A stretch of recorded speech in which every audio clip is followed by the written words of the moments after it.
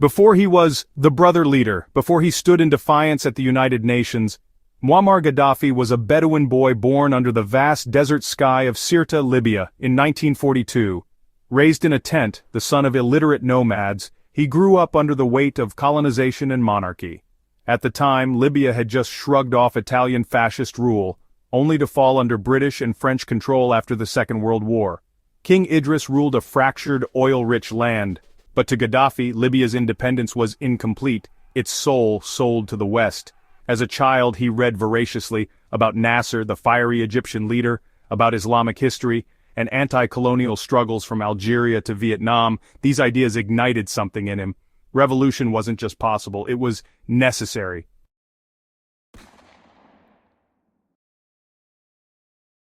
Gaddafi joined the military academy in Benghazi, not for the uniform, but for the platform.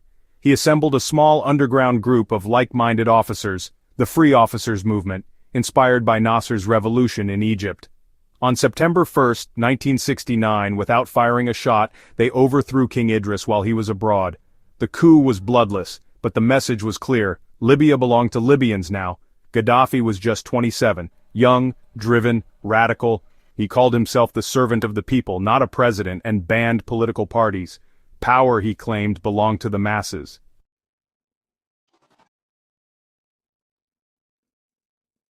Gaddafi refused the title of president, insisting Libya become a jamahiriya, a state of the masses ruled by people's committees and revolutionary councils. His vision was laid out in the Green Book, a manifesto combining Islamic socialism, Arab nationalism, and anti-capitalism. He nationalized oil, expelling Western companies, and poured wealth into housing, healthcare, and education. Before Gaddafi, most Libyans were illiterate. Within a generation, literacy rates skyrocketed. Healthcare was free, housing was subsidized, university was free, and even abroad scholarships were paid by the state. But the utopia came at a cost. Dissent was not tolerated, secret police crushed opposition, political prisoners filled jails. While Gaddafi rejected the title of dictator, he ruled like one, with iron resolve.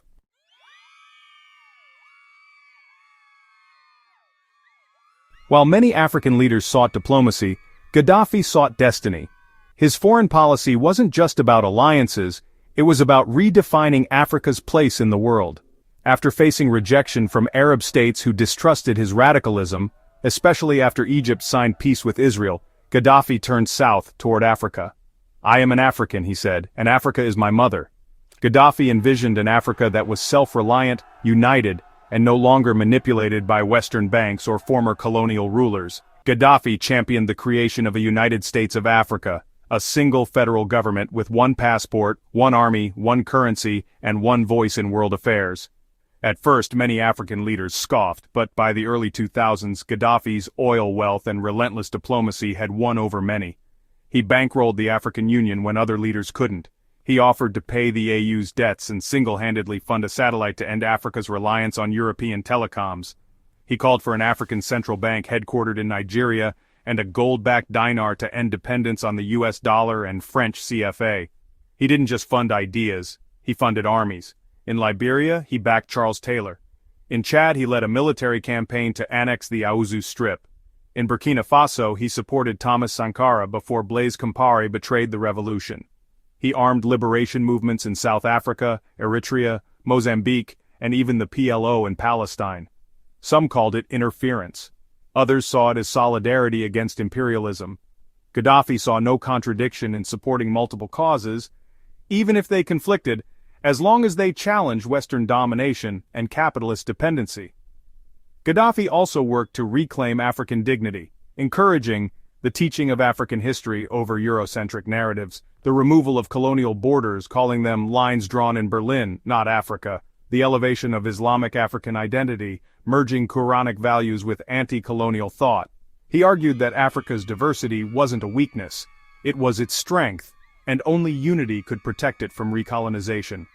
In his later years, Gaddafi was hailed by some as the King of Kings of Africa, even crowned symbolically by a gathering of traditional rulers in 2008. His ambition to create an African monetary fund and African IMF alternatives was seen as a threat to global financial hegemony. If Gaddafi had succeeded, said one African economist, Africa would have broken its financial chains, but such dreams don't go unchallenged.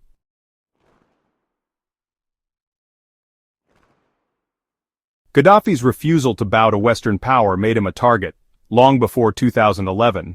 In the 1970s and 80s, Libya's support for anti-colonial movements and anti-Israel rhetoric put him at odds with both the United States and European powers. He wasn't just defying them diplomatically, he was funding their enemies, exposing their hypocrisy, and using Libya's oil wealth to bypass their systems.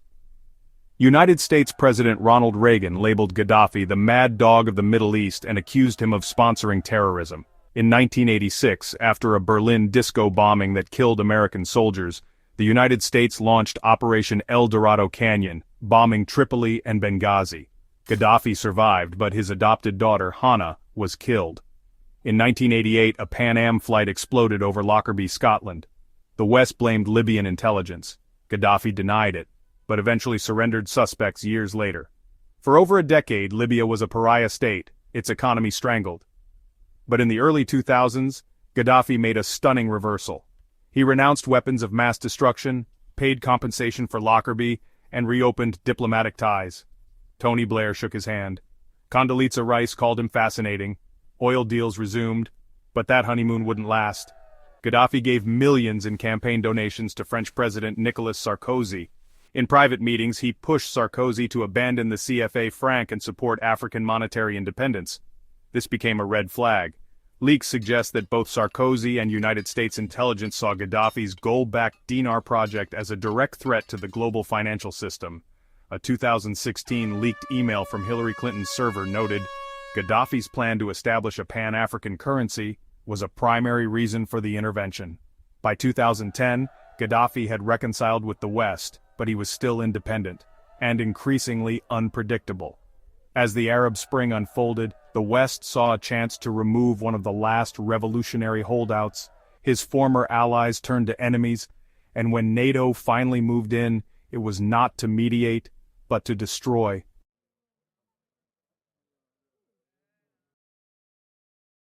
By 2011, Muammar Gaddafi had ruled Libya for over 4 decades. His grip on power was ironclad, but the world was shifting. The Arab Spring, a wave of anti-government protests across North Africa and the Middle East, reached Libya. What began as peaceful protests in Benghazi soon spiraled into an armed uprising. Gaddafi's response was brutal, calling protesters rats and promising to hunt them down house by house. But behind the scenes, the gears of international intervention were already turning. On March 17, 2011, the United Nations Security Council passed Resolution 1973, authorizing a no-fly zone over Libya and the use of all necessary measures to protect civilians. In reality, this was a green light for regime change. NATO, led by France, the United States, and the United Kingdom, launched Operation Unified Protector. Airstrikes hit Libyan forces, communications, infrastructure, even Gaddafi's personal compound. Western intelligence agencies armed and trained rebel militias, many of whom had unclear ideologies including Islamist elements. France dropped weapons to rebels in the Nafusa Mountains. Qatar and the United Arab Emirates funneled money and logistics.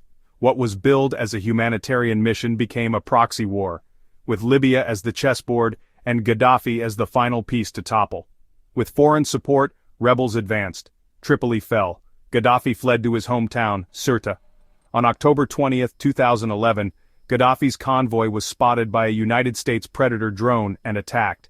He survived the strike, wounded and crawled into a drainage pipe. But there, in the dust and concrete, the once mighty leader was found by rebels. The videos shocked the world. He was beaten, stabbed, sodomized with a metal rod, and shot in the head and stomach. His last words reportedly were, "Do you know right from wrong?"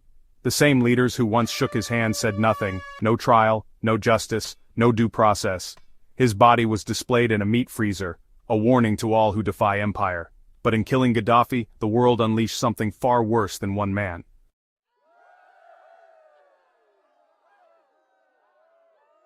With Gaddafi gone, Libya was supposed to be free, a new democracy, a beacon of post-revolution governance. Instead, it fell apart. Libya fractured into rival governments and militias. ISIS and al-Qaeda affiliates seized territory. Foreign powers, Russia, Turkey, France, the United Arab Emirates, Qatar, backed opposing sides. Weapons looted from Gaddafi's stockpiles flooded the Sahel, fueling war in Mali, Nigeria, and Chad. Worst of all, migrants sold in open-air slave markets, black Africans auctioned like cattle in a land once led by a man who dreamed of uniting the continent. Today, Libya lies fractured, a battlefield for militias, foreign mercenaries, and proxy wars. Once the richest country in Africa, it's now a hub for human trafficking and modern slavery. Many Libyans remember Gaddafi's rule, not with blind nostalgia, but with bitter contrast to the anarchy that replaced him. Across Africa, opinions are split. To some, Gaddafi was a tyrant who ruled too long and silenced too many. To others, he was Africa's last revolutionary, a man who dared to dream beyond borders and defy the global order. His death marked more than the fall of a leader. It signaled a warning to any African nation thinking to chart its own path.